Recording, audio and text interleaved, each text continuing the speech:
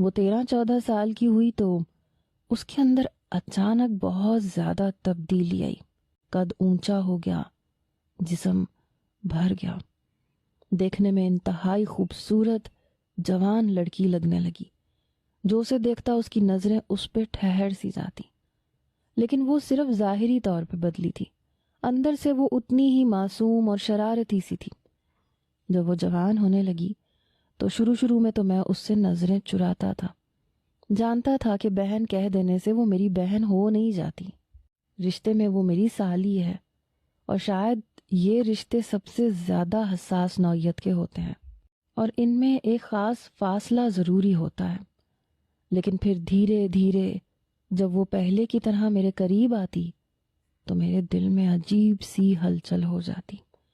میں جس نے ایک باپ کی طرح اس کے سر پہ ہاتھ رکھا تھا، میری اپنی ہی نیت بدل گئی۔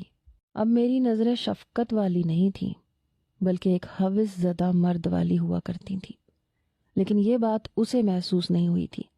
وہ پہلے کی طرح ابھی بھی میرے برابر میں آ کے بیٹھ جاتی، میرے گال کھینچتی، مجھ سے خوب باتیں کرتی، اپنے قصے سناتی، اور میں بس اس کے حسن اور خوبصورتی میں کھو سا جاتا۔ جبکہ میری بیوی شازیہ ایک بچی کی پیدائش کے بعد ہی بالکل بدل سی گئی تھی۔